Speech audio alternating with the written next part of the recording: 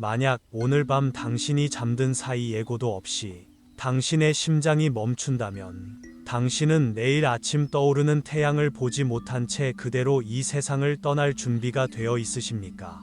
너무나 갑작스러운 질문에 가슴이 철렁하셨습니까? 하지만 이것은 가정이 아닙니다. 어쩌면 오늘 밤 우리 중 누군가에게는 반드시 일어날 수 있는 냉혹한 현실입니다. 죽음은 우리가 준비될 때까지 기다려주지 않습니다. 마치 밤손님처럼 도둑처럼 소리 없이 찾아와 우리가 평생 움켜쥐고 있던 모든 것을 단숨에 앗아갑니다. 그런데도 우리는 마치 천년을 살 것처럼 오늘을 낭비하고 사소한 자존심 때문에 사랑하는 사람에게 상처를 주며 살아갑니다. 지금 당신이 겪고 있는 그 고민과 갈등이 과연 당신의 관 뚜껑이 닫히는 순간에도 중요할까요? 사랑하는 여러분, 인생은 초로와 같습니다. 풀잎 끝에 맺힌 이슬처럼 영롱하게 빛나다가도 아침 햇살이 비치면 순식간에 사라지는 것이 바로 우리네 삶입니다. 부처님께서는 이를 두고 인생은 전광석화와 같다고 하셨습니다. 번개가 번쩍하는 찰나의 순간이 바로 우리의 한평생이라는 뜻입니다. 우리는 빈손으로 왔다가 빈손으로 돌아가는 공술의 공수거의 동공상공도로 존재입니다. 어머니 뱃속에서 나올 때 주먹을 꽉 쥐고 나왔지만 갈 때는 그 누구도 예외 없이 손을 펴고 모든 것을 놓아둔 채 떠나야 합니다. 이것이 우주의 법칙이자 거스를 수 없는 순리입니다. 그런데 우리는 무엇이 그리 욕심나서 서로 미워하고 시기하며 내 것이 아닌 것을 내 것이라 우기며 아등바등 살아가는 것일까요? 옛날 인도의 파세나디 왕이 부처님을 찾아와 이렇게 물었습니다. 부처님, 만약 동서남북 사방에서 거대한 산이 굴러와 모든 생명을 짓뭉개려 한다면 왕인 저는 과연 무엇을 해야 합니까? 막강한 군대로 막아야 합니까? 아니면 산더미 같은 보물로 그 산을 매수해야 합니까? 그러자 부처님께서 말씀하셨습니다. 대왕이여, 늙음과 병듦과 죽음이라는 거대한 산이 사방에서 밀려오면 그 어떤 군대도 그 어떤 재물도 아무 소용이 없습니다. 오직 진리를 닫고 공덕을 쌓는 것만이 유일한 피난처가 될 것입니다. 그렇습니다. 죽음이라는 거대한 산 앞에서는 대통령도 재벌도 천하장사도 무력할 뿐입니다. 우리가 죽음의 문턱을 넘을 때 가져갈 수 있는 것은 통장에 찍힌 숫자도 아니고 남들이 부러워하던 명예도 아닙니다. 오직 우리가 살면서 지은 업과 마음의 습관뿐입니다. 그런데도 우리는 평생 동안 정작 가져가지도 못할 껍데기를 치장하느라 소중한 시간을 허비하고 정작 가져가야 할 마음의 양식은 굶기고 있습니다. 오늘 이 영상을 끝까지 듣는다면 여러분은 죽음이 두려운 것이 아니라 오히려 삶을 어떻게 채워야 할지 깨닫는 지혜에 눈을 뜨게 될 것입니다. 부처님께서 들려주신 아주 유명한 네 명의 안의 이야기를 통해 우리의 인생을 적나라하게 비춰보려 합니다. 이 이야기는 먼 옛날의 전설이 아닙니다. 바로 지금 숨쉬고 있는 당신과 나의 이야기입니다. 과연 여러분은 인생의 마지막 순간에 후회의 눈물을 흘릴 것인가? 아니면 미소를 지으며 떠날 것인가? 그 답을 찾기 위해 지금부터 저와 함께 짧지만 긴 인생의 마지막 여행을 떠나보겠습니다. 마음을 차분히 가라앉히고 귀를 기울여 주십시오. 옛날 인도의 어느 마을에 엄청난 부와 명예를 가진 한 남자가 살고 있었습니다. 그는 세상 부러울 것 없는 재력가였고 그의 곁에는 4명의 아름다운 아내가 있었습니다. 그는 자신의 자는 남자가 이래서 자는 자라는 인생이 영원히 찬란할 것이라 믿었지만 세월의 흐름은 거스를 수 없었고 결국 그에게도 죽음이라는 그림자가 드리워졌습니다. 병석에 누운 그는 가쁜 숨을 몰아쉬며 생각했습니다. 아, 나는 이제 곧 저승으로 가야 하는구나. 저 춥고 어두운 길을 나 혼자 가야 한다니 너무나 외롭고 두렵구나. 내가 평생 사랑했던 아내들이 나와 함께 가준다면 얼마나 든든할까. 그는 마지막 힘을 짜내어 4명의 아내를 차례로 불러 물어보기로 했습니다. 가장 먼저 그가 부른 사람은 넷째 부인이었습니다. 남자는 이 넷째 부인을 그 누구보다 사랑했습니다. 맛있는 음식이 생기면 가장 먼저 그녀에게 먹였고 세상에서 가장 비단결 같은 옷을 입혔으며 혹시라도 그녀가 다칠까봐 애지중지하며 품에 안고 살았습니다. 그녀를 위해서라면 아까울 것이 하나도 없었습니다.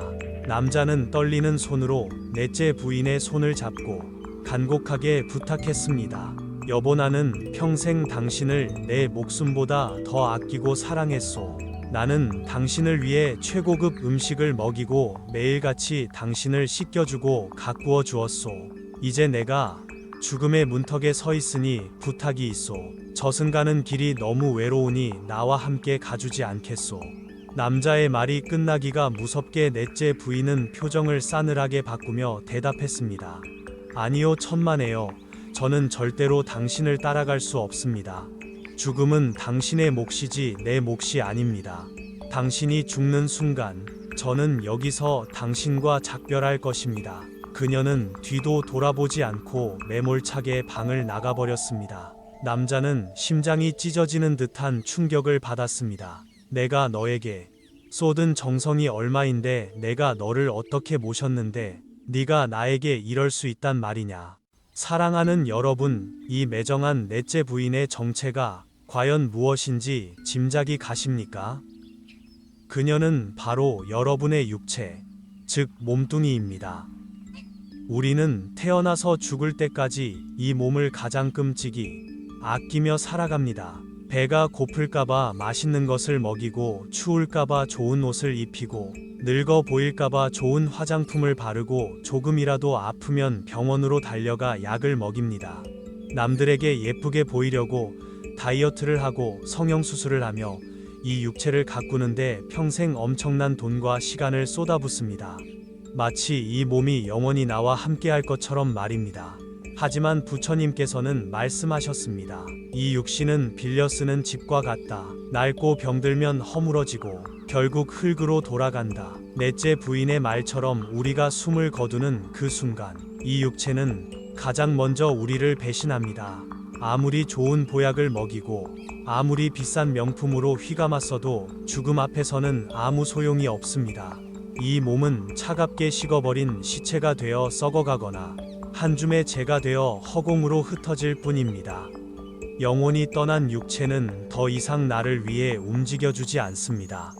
평생을 노예처럼 섬겼던 육체가 결정적인 순간의 주인인 나를 헌신짝처럼 버리는 것입니다. 부처님께서는 우리 몸을 가리켜 똥과 오줌이 가득 찬 가죽 주머니라고 적나라하게 표현하셨습니다. 겉은 화려하게 치장했을지 몰라도 그 속은 피와 고름 배설물로 가득 차 있으며 결국 썩어 문드러질 허망한 것이라는 뜻입니다. 그런데도 우리는 이 가죽 주머니에 집착하여 영원한 가치를 잊고 삽니다. 얼굴에 주름 하나 생기는 것에는 벌벌 떨면서 정작 마음이 스민한 배소. 병들고 썩어가는 것은 알아차리지 못합니다.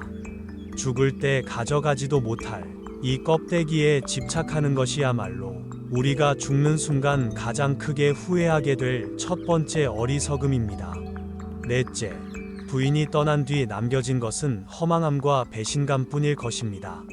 지금 거울 속에 비친 당신의 모습이 영원할 것이라는 착각을 버리십시오.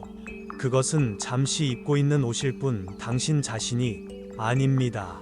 충격과 슬픔에 잠긴 남자는 마음을 추스르고 셋째 부인을 불렀습니다. 셋째 부인 역시 남자가 끔찍이 사랑했던 아내였습니다.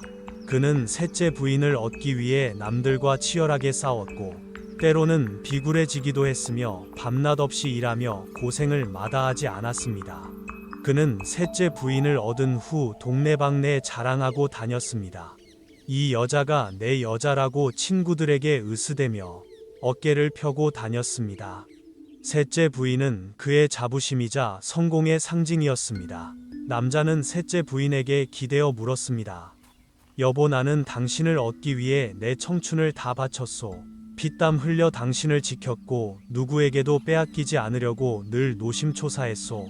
당신만 보면 나는 밥을 안 먹어도 배가 불났소. 이제 내가 떠날 때가 되었으니 당신이 나와 함께 가준다면 내 저승길이 참으로 빛날 것 같소. 부디 나와 함께 가주구려.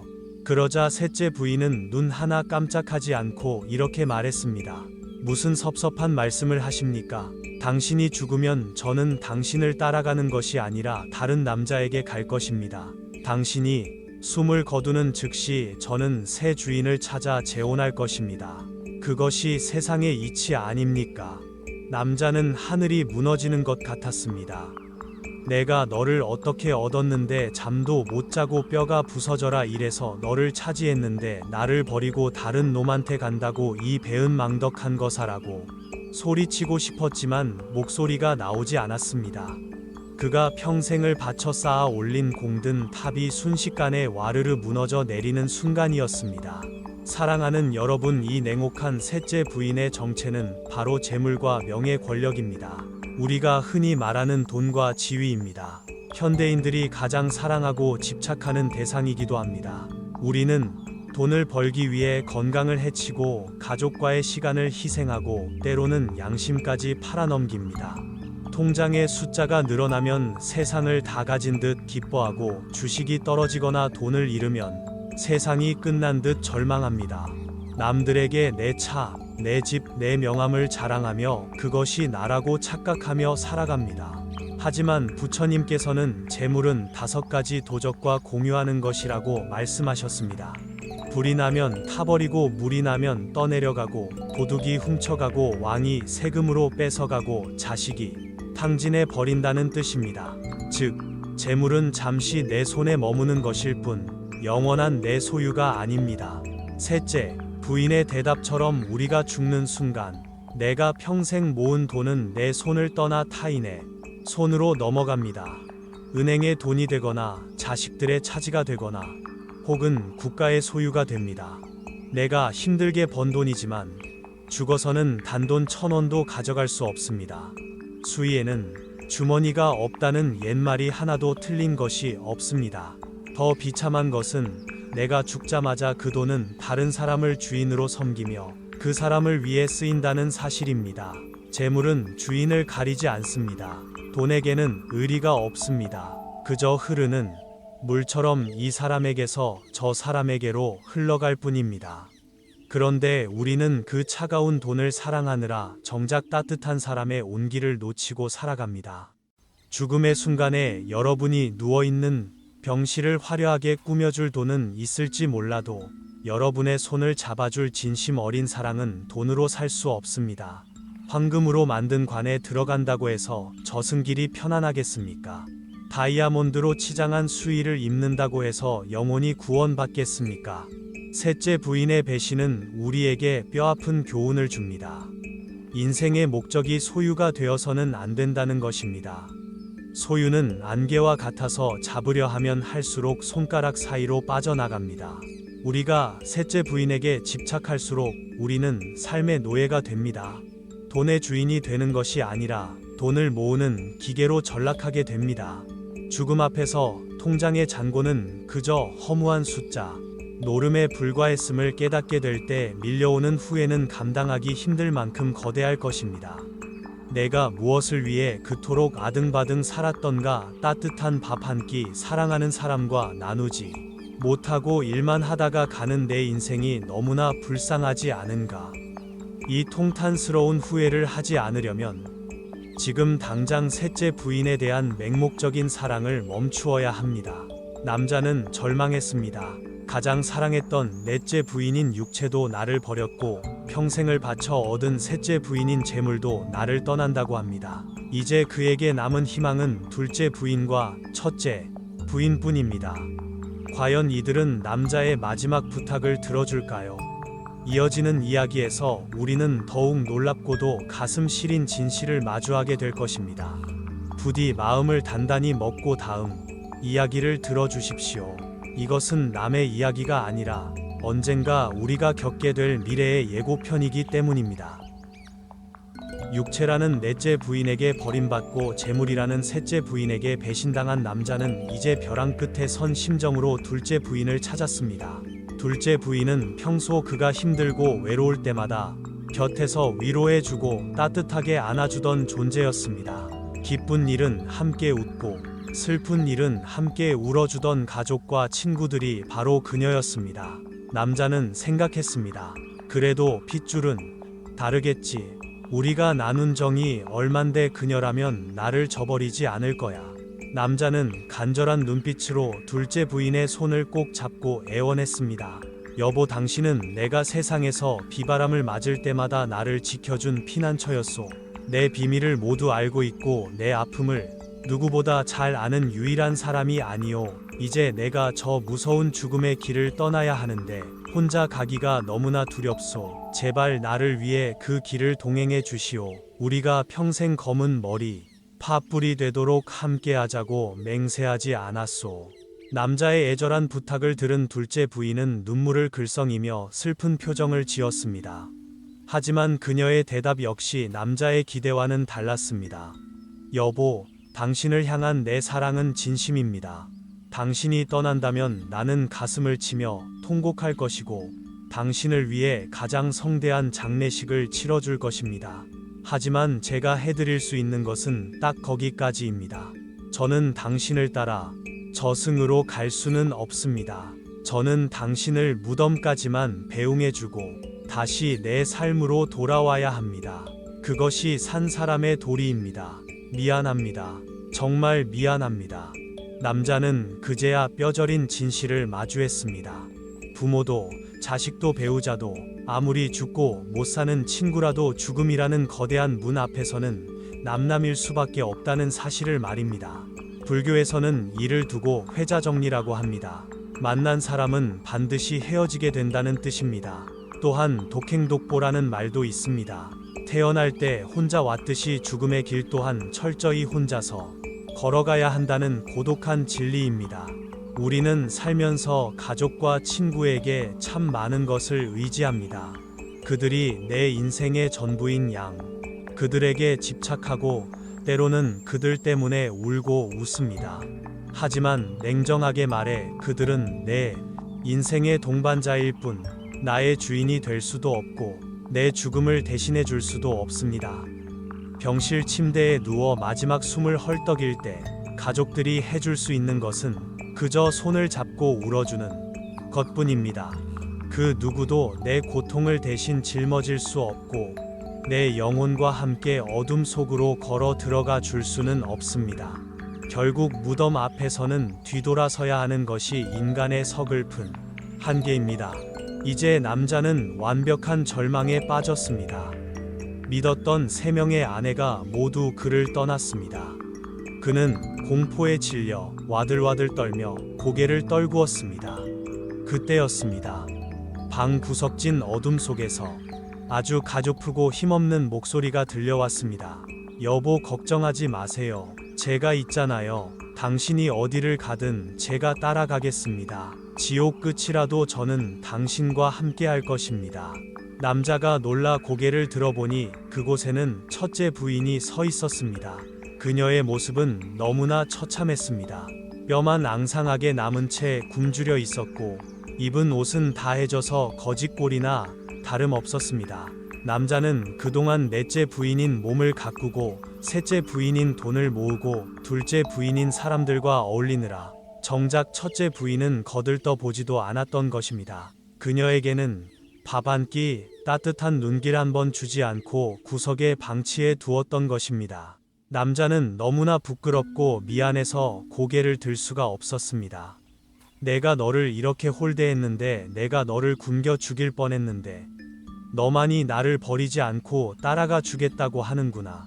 내가 평생을 바쳐 사랑한 것들은 다 가짜였고 내가 버린 너만이 진짜였구나. 남자는 뒤늦은 후회의 눈물을 펑펑 쏟았지만 이미 때는 너무 늦어버렸습니다. 사랑하는 여러분, 이 초라하고 앙상한 첫째 부인의 정체는 과연 무엇일까요? 그녀는 바로 여러분의 마음이자 여러분이 평생 지어온 업, 즉 카르마입니다. 우리가 눈에 보이는 몸과 돈, 인간관계에 정신이 팔려 있는 동안 내면의 마음밭은 잡초가 무성하고 메말라 비틀어져 있었던 것입니다. 남을 미워하고 시기했던 마음, 이기적으로 욕심부렸던 행동 베풀지 않고 움켜쥐기만 했던 인색함이 모든 것이 첫째 부인의 모습에 그대로 새겨져 있습니다. 죽음은 육체라는 옷을 벗는 사건입니다. 옷을 벗으면 알몸이 드러나듯이 죽음의 순간에는 우리가 평생 숨겨왔던 마음의 민낯이 적나라하게 드러납니다. 부처님께서는 사람이 죽으면 오직 자신이 지은 업만이 그림자처럼 그를 따라간다고 하셨습니다. 살아생전에 남을 돕고 선한 마음을 썼다면 첫째 부인은 아름답고 건강한 모습으로 여러분의 저승길을 밝게 비춰줄 것입니다.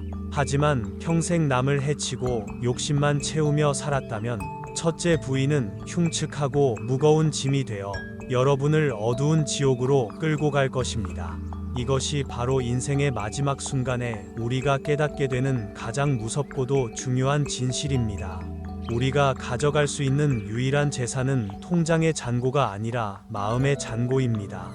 남들이 나를 어떻게 평가하느냐가 중요한 것이 아니라 내 영혼의 무게가 얼마나 가볍고 깨끗하냐가 중요한 것입니다. 지금 여러분의 첫째 부인은 어떤 모습을 하고 있습니까? 혹시 밥을 굶어 비쩍 말라 있지는 않습니까? 혹시 상처투성이가 되어 구석에서 울고 있지는 않습니까? 우리가 오늘 밤 눈을 감기 전에 해야 할 가장 시급한 일은 돈을 버는 것도 아니고 뱃살을 빼는 것도 아닙니다. 바로 내 영혼을 들여다보고 그동안 돌보지 못해 미안하다고 사과하는 일입니다. 그리고 이제라도 선한 생각과 따뜻한 말 한마디라는 영양분을 공급해주는 일입니다. 우리가 죽는 순간 셋째 부인인 돈은 은행에 남고 둘째 부인인 가족은 집에 남고 넷째 부인인 몸은 땅에 남지만 첫째 부인인 업은 고스란히 내 영에 새겨져 다음 생으로 이어집니다. 그러니 부디 껍데기를 위해 사느라 알맹이를 버리는 어리석은 삶을 살지 마십시오. 죽음의 순간에 당신의 손을 잡아줄 유일한 동반자는 바로 지금 당신이 쓰고 있는 그 마음 하나뿐임을 명심하고 또 명심해야 할 것입니다. 자, 이제 우리는 머리로 들은 이야기를 가슴으로 체험해 보는 시간을 가질 것입니다. 두려워하지 마십시오. 이것은 끝이 아니라 새로운 시작을 위한 가장 성스러운 리허설입니다. 지금 계신 곳에서 가장 편안한 자세를 취해 주십시오. 의자에 앉아 계시다면 등받이에 몸을 깊숙이 기대시고, 누워 계시다면 온몸의 긴장을 풀고 바닥에 몸을 맡깁니다. 천천히 눈을 감습니다. 그리고 코끝으로 들어오고 나가는 숨결을 느껴보십시오. 숨이 들어오고 숨이 나갑니다. 이 한 번의 호흡이 당신과 이 세상을 연결해주는 유일한 끈입니다. 이 끈이 끊어지면 그것이 바로 죽음입니다. 이제 상상해 보십시오. 당신은 지금 하얀 병실 침대에 누워 있습니다. 의사는 가족들에게 마음의 준비를 하라고 말하고 나갔습니다. 방 안에는 기계가 내는 규칙적인 신호음 소리와 가족들의 흐느끼는 소리만이 가득합니다. 당신의 숨은 점점 가빠지고 손발 끝에서부터 차가운 냉기가 올라옵니다. 시야는 점점 흐려지고 귀도 멀어집니다. 아, 이제 정말 갈 때가 되었구나 직감적으로 느낍니다. 가장 먼저 당신의 머릿속에서 당신이 그토록 아꼈던 재산들이 스쳐 지나갑니다. 평생을 바쳐 장만한 집 안 먹고 안 입으며 모은 통장에 돈 옷장에 걸려있는 비싼 옷들 아까워서 차마 쓰지도 못했던 그 귀한 물건들이 주마등처럼 스쳐갑니다. 하지만 당신은 손가락 하나 까딱할 힘이 없습니다. 그 모든 것들은 이제 주인을 잃고 당신의 손에서 모래알처럼 빠져나갑니다.